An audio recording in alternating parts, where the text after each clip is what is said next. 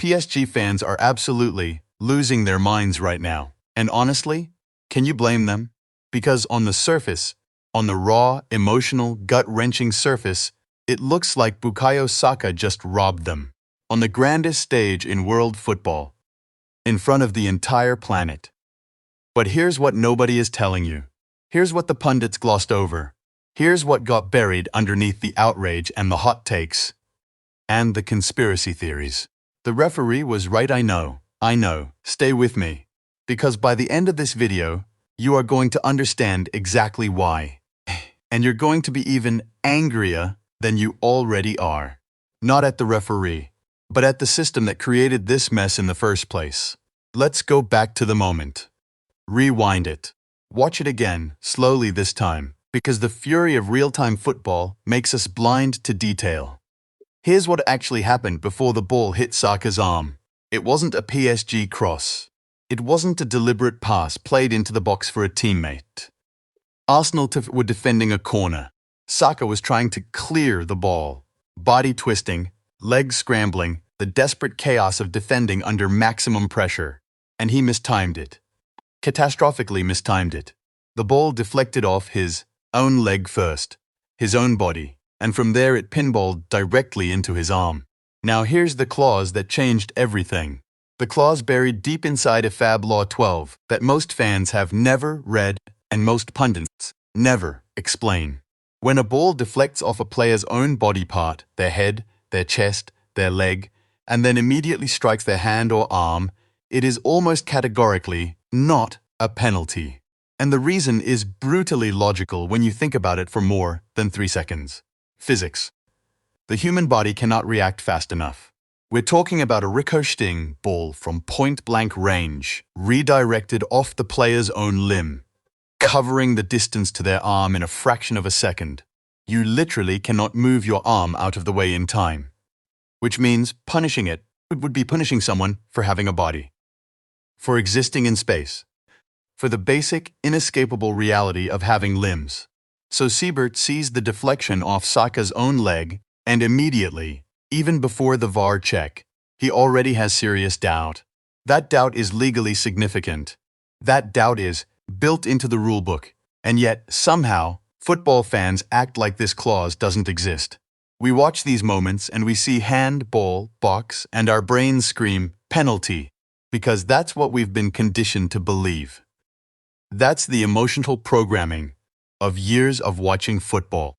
But the law was never that simple. It was never just hand plus ball equals penalty.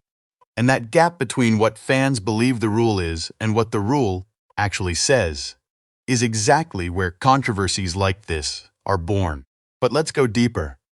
Because the deflection alone might not have been enough to fully clear Saka. There's a second layer to this decision that's even more controversial. Yes, Saka's arm was away from his body. You can see it. Everyone can see it. The PSG fans can see it. The cameras can see it. The entire internet can see it. And that is what's driving people absolutely insane. Because for years, we've watched referees blow their whistles the moment they see an arm extended. An arm that makes the body bigger. An arm that supposedly blocks a natural cross. We've seen penalties given for arms that were barely away from the torso. We've seen penalties given for arms that were in perfectly natural running positions.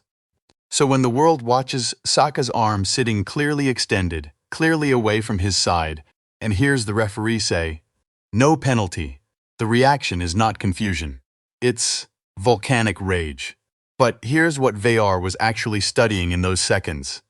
They weren't just looking at the arm. They were looking at why the arm was there. Under Law 12, an arm position is evaluated in the context of the player's entire body movement, not in isolation, in context. Saka was attempting an aerial clearance. He was twisting his torso.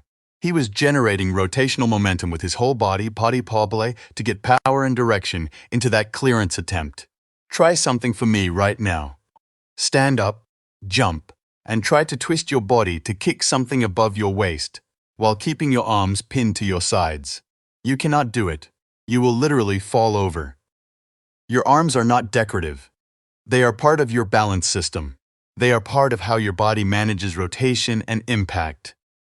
Remove them from the equation, and the human body stops functioning as a coherent physical unit. The officials looked at Saka's arm position and determined it was a natural consequence of his body movement, not a deliberate act to intercept the ball, not a conscious decision to make himself look bigger, not a cynical piece of gamesmanship. His arm was where it was because his body needed it to be there to perform the action he was attempting. And critically, and this is the third rail, this is the thing that really kills the penalty argument. There was zero material advantage. The ball didn't fly into the net off his arm. It didn't break play in Arsenal's favour. It didn't deny a goal-scoring opportunity. It was a messy, accidental deflection in a crowded box with no tactical benefit to Saka whatsoever. Under the strict, technical, written law, that is not a penalty. That is not deliberate handball. That is a human body existing in a football match. So, if the referee got it right, if this was genuinely the correct call under the laws of the game, then why does it feel so wrong? I'll tell you exactly why. Consistency. Or more specifically, the catastrophic, embarrassing, infuriating lack of it. Football fans don't have normal memory. We have football memory. And football memory is a graveyard of contradictions. We remember the handball that was given when the arm was tighter to the body than Saka's. We remember the handball that wasn't given when the arm was wider. We remember the deflection penalty that stood, and the deflection penalty that was overturned, and the deflection penalty that VAR reviewed for 4 minutes before somehow making the situation more confusing. We have spent years watching referees apply Law 12 like they're throwing darts blindfolded. One week, a ball brushing a defender's sleeve is a penalty. The next week, a ball smashing into an outstretched arm isn't. There is no pattern. There is no logic. There is no trust. And into this environment of chaos and inconsistency drops Daniel Siebert in a Champions League final, making a call that is, by the book, completely defensible. And nobody believes him. Nobody gives him the benefit of the doubt. Because football has trained us not to. Steven Gerrard put it perfectly when he said that, while a penalty here would have gone against the spirit of the game, the real scandal isn't this single decision.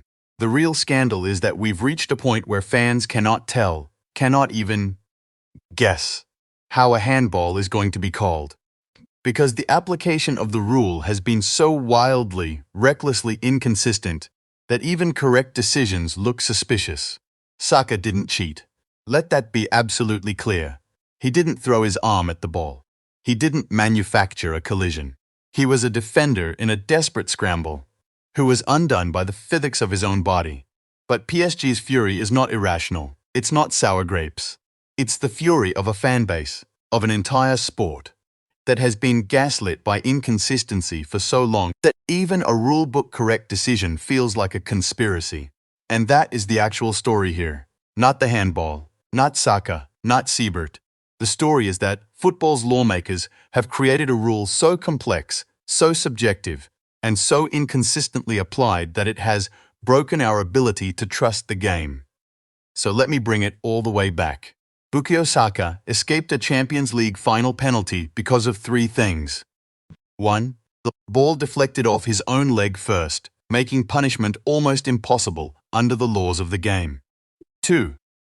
His arm position was deemed a natural result of his body movement, not a deliberate attempt to handle the ball.